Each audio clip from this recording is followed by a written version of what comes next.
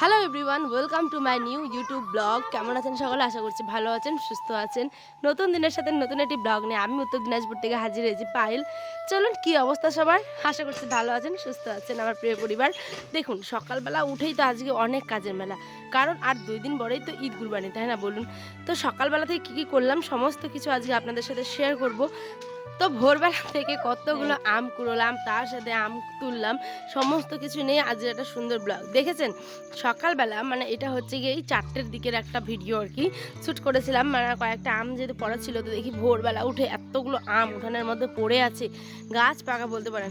আর এই যে topper top আমি তুলে নিচ্ছি। তারপরে একটিবার এই যে গেটটা খুলছিলাম, গেটটা খুলে রাস্তার দিকে যাই, কারণ রাস্তার দিকেও প্রচুর আম পড়ে থাকে, যেহেতু আমাদের গাছটা বাড়ির অর্ধেকটা উঠান নেই আর অর্ধেকটা হচ্ছে কি রাস্তার দিকে। তাই ভাবলাম দেখি যদি পাওয়া যায়। দেখছেন রাতের অন্ধকারে কোনো কিছু কিন্তু দেখা যাচ্ছিল না। তারপরেও দেখি 3-4খানা আম পড়েছিল। তো যা মানে গাছ থেকে আম কুড়োনোর একটা অন্য রকমের আনন্দ। আর ছোটোবেলায় আমরা কি ভাবতাম বলুন তো, গাছ থেকে যদি আম পড়ে থাকে আর যদি না কুড়োই তাহলে সেটা নাকি অভিশাপ লাগে। তো যাই হোক, এটা একটা ছোট্টবেলাকার ধারণা আর কি। তো এখন দিনের আলো ফুটে গেছে, ঘুমিয়ে গেছিলাম, আবার আমটাম কুড়িয়ে গিয়ে উঠান টাটান ঝাড় দেওয়ার পরে ঘুমিয়ে গেছিলাম কিছুক্ষণের জন্য। উঠে দেখি এত বেলা হয়ে গেছে, এখন বাজে প্রায় 7টা। তো এখন থেকে যে মা এখানে গরুর মানে তার খাওয়ার দাওয়ারগুলো পরিষ্কার করছিল বাসি। আর এইদিকে আমি এক গামলা কাপড় কেচে নিয়ে আসলাম হচ্ছে কি রোদে মেলার জন্য। এদিকে যেহেতু আমাদের বাড়ির পিছনে জায়গাটা এখন অনেকটাই ফাঁকা থাকে, তো এখানে দড়ি টেঙে দিয়েছে। আপনারা যারা যারা গতদিনের ব্লগটা দেখেননি, আমার শ্বশুর আব্বা কিন্তু এখানটাই দড়ি টেঙে দিয়েছিল। তো যারা দেখেননি অবশ্যই ব্লগটা দেখবেন, সেই ব্লগটাও কিন্তু অনেক অনেক সুন্দর হয়েছিল। তো এখানে কথা বলতে বলতে দেখুন আয়নের আবার টুপি, ট্রাউজার, পাঞ্জাবি সমস্ত কিছু। ঈদের কাজ তো অনেক কাজ, তাই না বলুন? আচ্ছা, আপনাদেরও কি কমপ্লিট হয়ে গেছে ঈদের সমস্ত কিছু ধোয়া পরিষ্কার, ঘর দৌড় সমস্ত কিছু হয়ে গেলে অবশ্যই কমেন্ট করবেন। আর পারছি না জানেন, এই যে একখানা আপনাদের সাথে একটু গল্প করতে আসবো, তারপরেও শান্তি নেই। এই যে একটানা গল্প করার মাঝে মধ্যেও আয়ন সোনাকে আমাকে 14বার করে ডাকতে হচ্ছে, বাবু ওদিকে যাস না, এদিকে আয়। একটা ব্লগ ভিডিও এমনি এমনি কি হয়? আজকে দুপুরবেলা যখন এডিট করছিলাম, বিশ্বাস করবেন না, হয়তো সত্যি কথা বলছি আমি, হাত থেকে অলরেডি ফোন পড়ে যাচ্ছে, মানে এত ক্লান্ত লাগছে। সারাদিনের কাজ করার পর একটা ভিডিও মানে কম করে হলেও কতক্ষণ 1 থেকে 1.5 ঘন্টা হ্যাঁ এডিট লাগে করতে। তারপরে থাম্বনেল আছে, ট্যাগ, ডেসক্রিপশন যখন আমরা আপলোড করি, মানে সমস্ত কিছুই। আবার আমি আপলোড করার সময় আনলিস্টেড করে রেখে দিই আর পরে পাবলিক করি। হ্যাঁ, তো যাই হোক, অনেক খাটনি করে একটা ব্লগ তৈরি করে এই যে ভয়েস দেওয়ার সময় আমি আপনাদের সাথে কথা বলছি, কিন্তু চোখগুলো আমার কাজ করছে যে আমার বাবাটা কোন দিকে গেল। কারণ তাও মানে সেও তো খুব ছোটো, তাই না? তার দিকেও তো আমাকে লক্ষ্য রাখতে হয়। তো দেখুন, এখানে বলতে বলতে রান্নাবাড়ি কিন্তু করে নিয়েছিলাম। এটা হচ্ছে কয়টা ভাজা, অনেকে চিচিঙ্গাও বলে, কিন্তু আমাদের এখানে বলে কইঠা, কেউ বলে কাইঠা। যাই হোক, কইঠা আলু ভাজা করেছিলাম। আর ডিম আর কি বলে 2টা খালি ডিম ছিল। হ্যাঁ, তো একটা আয়নের জন্য সেদ্ধ, আর একটা ডিমের ভাজা করে অর্ধেক অর্ধেক করে ঝোলে মিশিয়ে দিয়েছিলাম। তো কারা কারা এরকম করেন অবশ্যই কমেন্টে আমাকে জানাতে ভুলবেন না, কারণ আপনাদের প্রত্যেকটা কমেন্ট পড়তে আমার অনেক অনেক ভালো লাগে, বিশ্বাস করুন। আর এদিকে আমি আয়নের আব্বার জন্য খাবার দিয়ে দিচ্ছিলাম টিফিনে। ওর টিফিনে দিচ্ছিলাম ভাত, তার সাথে হচ্ছে আলু আর ডিমের ঝোলটা, তার সাথে কয়টা আলু ভাজা, আর দিব হচ্ছে কয়েকটা আম। যেহেতু ওর টিফিনে প্রত্যেকদিন ফল দিতে হয়, এই একটা আম নইলে 5-6টা আম, কোনোদিন আবার অন্য কিছু, যেদিন যে ফল থাকে সেদিন দিয়ে দিই, যেহেতু স্কুলে খিদে পেয়ে যায়, অনেকক্ষণ থাকে। তারপরে ওই সে দোকান করার পরে রাতে আসে বাড়িতে, ঠিক আছে? তো চলুন, এখানে ওর সমস্ত কিছু খাবার দাবার দিয়ে দেওয়ার পরেও অল্পখানি তরকারি ছিল, তো সেটাকেও ঢেলে রেখে দিলাম। ঢেলে বাসনপত্রগুলো নিয়ে যাব হচ্ছে গিয়ে এখন আবার ধুতে। তার আগে দেখি সোফাখানায় কয়েকটা কাপড় ছিল, তো সেগুলোকেও ভাঁজ করে দিলাম। ঘর না এলোমেলো থাকলে জীবন আমার অতিষ্ঠ। খাবো কিছুক্ষণ পরে শান্তি মতো, কিন্তু কাজগুলো আবার পরিষ্কার মানে হতেই হবে আর কি, এক কথায়। আর এখানে আমাদের বাড়িতে ধান শুকোচ্ছিল, তো সেগুলো নাড়ছিলাম। আর কিছু আম দেখতে পেয়েছিলাম জানেন, কিন্তু যখন দূর থেকে দেখি সবগুলো আম কত পাকা মনে হয়, কিন্তু যখন তুলতে যাই তখন দেখি যে একটা মাত্র আম চোখে পড়েছে। তো ওইগুলো আম হারিয়ে গেল সঙ্গে সঙ্গে।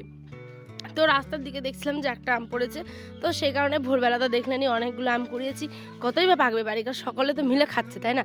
তাই একটা ছিল, সেটাকেই পেরে নিয়ে, টাটকা যেহেতু গাছ পাকা, তো আয়নকে আমি পিস পিস করে কেটে দিই, ওই খাই। তো দেখুন, এখানে রাস্তার ধারে চলে এসেছি হচ্ছে কি আমগুলো পাড়ার জন্য। আর আপনারা কারা কারা এরমভাবে আম পেড়ে খান? আমি অনেক দিন কি বলবো, শর্ট ভিডিও দিই না এখন ঠিক মতো, জানেন, কারণ শর্ট ভিডিও দেওয়ার সময় পাচ্ছি না, সত্যি কথা বলতে।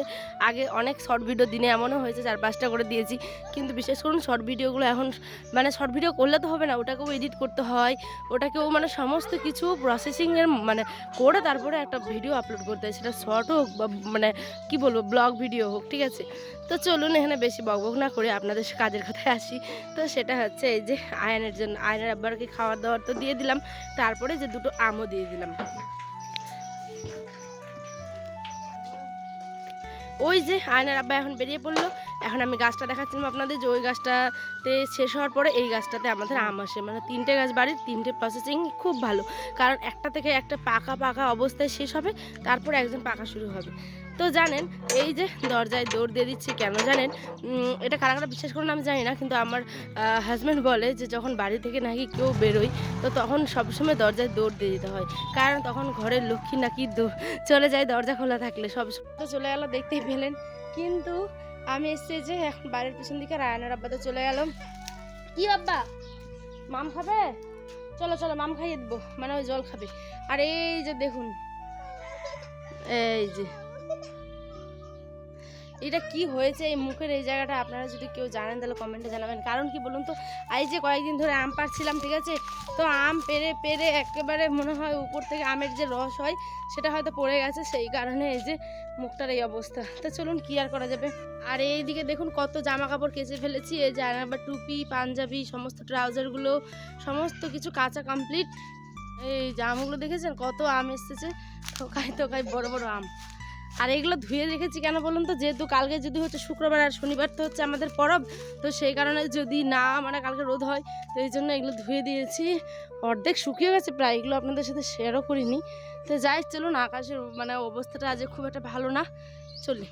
এই যে দেখুন এই অবস্থা, আমি ক্যামেরার সামনে আসতে চাইছিলাম না, আমার লজ্জা লাগছিল জানি না কেন, তারপরে ভাবলাম যে না আমার ওরমভাবে কোনো কিছু তো হয়নি, কিন্তু দেখতে কি বাজে লাগে তাই না বলুন।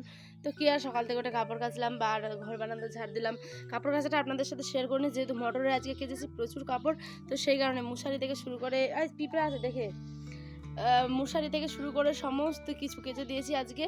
বিছানা চাদর বালিশের কভার আয়নের কাঁথা টাথা যা যাবতীয়, যেহেতু আমাদের 2 দিন পর আর মানে আজ হচ্ছে বৃহস্পতিবার না, হ্যাঁ আজকের ব্লগটা কিন্তু আজকেই আপনারা পাবেন, ঠিক আছে, কারণ আজকে অনেক অনেক ব্লগ ছিল অলরেডি পোস্ট করে দিয়ে দিয়েছি।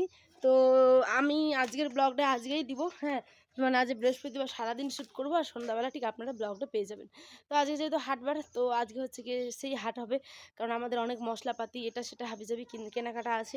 আর ওই যে দূরে দেখছেন, ওই দূরে কাপড় শুকাতে দিয়েছি, কারণ কি যে আয়নের আমার পাঞ্জাবি থেকে শুরু করে টুপি সমস্ত কিছু ট্রাউজার ভালো করে কেচে টেচে দিয়েছি। তো চলুন এখন বাসনগুলো ধোয়া যাক, ধোয়ার পরে স্নান করে আয়নকে ঘুম পাড়িয়ে দেবো, এই তো হচ্ছে আজকের আমাদের কাজ।